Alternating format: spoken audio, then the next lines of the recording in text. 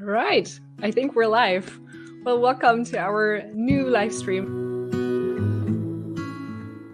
For everyone who's new and has not seen the old videos in the group, my name is Julia Martin. I'm originally a German licensed physician, and then because all that knowledge I learned during my journey through conventional medicine didn't help my own eczema that I suffered from for over 30 years, I went back to school, studied functional medicine, learned so much new stuff that helped me a ton and really figured out my skin after decades of not knowing how to deal with it.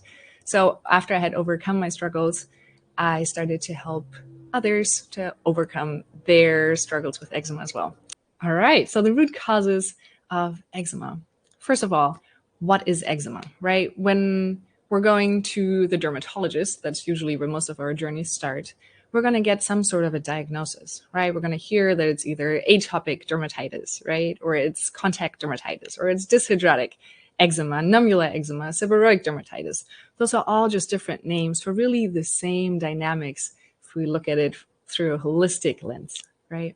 But these, of course, do describe the different ways of the looks of the skin, right? If we have atopic dermatitis, it has a certain pattern. If it's contact dermatitis, it has a different pattern, right? Those things are important to get the best help and do research around it. So they are not worthless. It's just that through the holistic lens, we look at it a little bit different. Now, when you talk to your dermatologist, and you probably have, they're going to tell you that eczema is a skin disorder, right? And of course it is, because that's where it shows up. That's where we see all those symptoms. However, we do need to be aware, and unfortunately in conventional medicine, we don't really think about it too much unless we're in research, that this is not the whole truth. There's much more to it. It's not just a skin disorder. It's actually something different. It's a symptom of a much bigger thing. It's a symptom of an overwrought immune system, of an imbalanced immune system. Now, conventional medicine knows this as well. This is not some esoteric, functional, holistic medicine knowledge. We know this in research. It's very clear. But we don't really do too much about it unless we're just going to block off certain things with medications, right? But there's more to it. There's much more that we can do if we look a little bit deeper. So let's have a look at the epidemiology, right? At what really happens, or to how many people does it happen on our Earth, on our planet. So this is actually an old study that we have available for this. So 20% of children and up to 3% of adults, and this is not just in the US, that's actually globally. So it's much higher here, wherever there is all the modern lifestyle choices really present. So in the Western countries, it's even higher, right? These are huge numbers. That's of all people. So since the numbers are growing, we can be pretty sure that all the modern changes that we have created as humans, which are making our life really convenient, right? But that they contribute to the struggles with so much inflammation, with so many inflamed and unbalanced immune systems. So let's have a look at this. So when we look at disease dynamics, this is going to show up here in a second, we want to start with those root causes that I just started to talk about, right? What are those?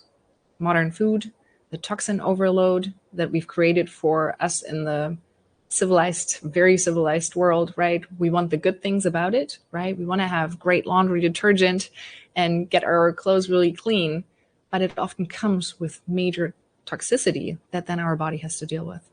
And then also what's called stress overload, right? Now, our ancestors also were stressed, but they had it in short bursts, right? They didn't live this very different kind of life now where we're constantly attached to our phones, and lots of us is required to deal with every single day. Now, those root causes actually lead to all sorts of situations, or can lead to all sorts of situations. If they lead to an overwrought immune system, certain individual dynamics are usually at play. So what are these? This list is already a little bit bigger, and it's not the same for each person, but many of these play a role in us when we do develop eczema at some point. So first of all, the biggest one by far is what we call dysbiosis. It's just a name for an imbalance in the microbes, in the bacteria, and actually also the fungi and the viruses, and even the parasites that live within our system in our gut. Now, if there's an imbalance, it easily leads to a lot of inflammation in our gut, which in of itself then can lead to the second point here, to leaky gut.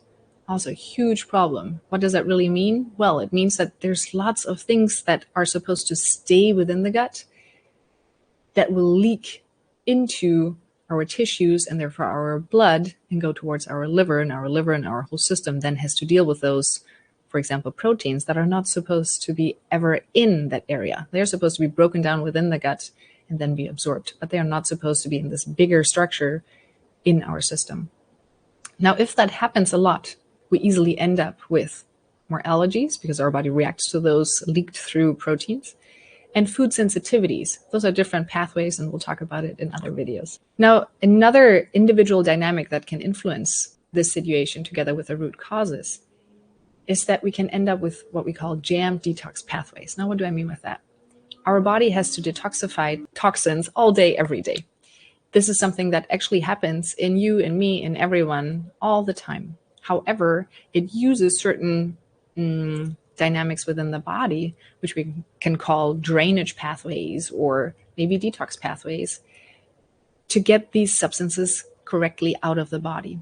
If there's a problem with that, we end up with even more toxicity. Now, we already are dealing with this huge toxin soup that we're all living in. If then, on top of that, our detox pathways are jammed and not working correctly, we can end up with even more inflammation and even more overwrought immune system. Lingering infections in the whole body, which often are actually kind of influenced vice versa by an overwrought immune system already, if we're not able to deal with, let's say, infections in our toe, right? Like we might have a lingering toenail fungus and we can't get rid of it, or our body can't get rid of it. This situation in of itself can lead to an even more overwrought immune system because our body is constantly fighting and putting out the little metabolites, the little messengers towards the rest of the immune system, and calls everyone in for backup, which leads to more inflammation in the body. Then the next point, genetic predisposition, my least favorite point of this, because it always feels like we're just so prone to develop eczema. And yes, lots of us are. I am too. However, this doesn't mean that we will end up with it for sure and forever. It really doesn't. Here's why. Most of us are not covered from head to toe without one little space on our body that doesn't have eczema, which means that in our genetic makeup, there's definitely a way to not turn those genes on that will lead to eczema, or those genes off that save us from it, right? So even if we have a genetic predisposition, we now know through the research of epigenetics that we're not stuck with any genetic predisposition, even if we do have certain mutations, or SNPs as they're called, in the genes that can lead to more eczema. All right, and then there are the hidden dynamics that are not so typical, that we don't always see. Even I as a practitioner, we don't always see it, but it definitely can be there.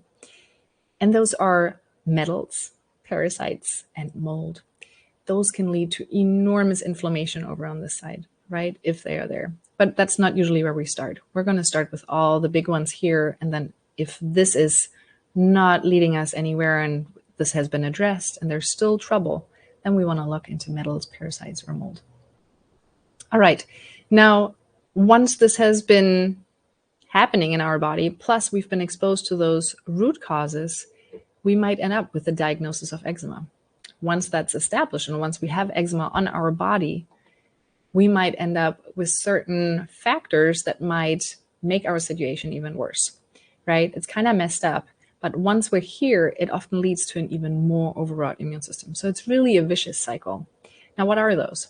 Skin infections that often make our eczema so much worse. There are studies that show that over 70% of our most severe eczema cases are actually due to an overgrowth of staph, right? That's crazy. So if we can treat that, we're going to have a major reduction of the symptoms. Now, it's not going to fix all of this down here, but it'll help to get the eczema down to a degree where it's more manageable, right? If we then can also address this, we have the chance to actually get much better and not see any eczema at all anymore. Now, what are the others? Leaky skin is very similar to leaky gut, just happening on a different barrier on our skin outside, right? That whatever we put on actually leak into our system as well, because the skin is wounded, right? It's raw. The skin barrier function is down. So we might end up with more sensitivities towards certain topicals or medications. Now, it also leads to the toxins that might be in those topicals to be leaked into our body, and we have to deal with those additional toxins as well. And having eczema, of course, leads to more stress, right? While we're in the midst of a flare, that's going to cause an extra burden on our whole system, which then, as down here already shown, right, stress is a root cause, but also a triggering factor on top of everything. These three things are the main contributors. The modern lifestyle, which we all are kind of born into and find normal. The individual dynamics that to some degree just kind of come with the situation. So sometimes we are born with dysbiosis, right? Because maybe our mom didn't have a perfect microbiome either. So our poor mom handed forward her not so perfect microbiome to us, and we had to live with that microbiome, right? There's no blaming in this. It happens because we don't know or we weren't able to change it, right? I handed forward my microbiome to at least my first son, and my microbiome wasn't ideal. It just what happens within our very modern ways of living. And then there are the worsening factors, right? They can contribute quite a bit to the whole dynamic of eczema. So what do we need to do? We need to address all three of them, right? We need a comprehensive action plan to actually deal with the root causes, to deal with the individual dynamics, and to deal with those factors that make the eczema so much worse. All right. And this is what I do. This is what you're going to learn about here in the group. So feel free to comment. Feel free to send me some likes if this is resonating with you. Thank you so much for being here with me today. If you're interested and have already learned a little bit about how the root causes are related to eczema and you're ready to deal with it all and put the work in, I know it's a lot, feel free to book an evaluation call with me. We can get on the phone together and kind of see if my eczema program is really the best next step for you. All right. Bye-bye for now.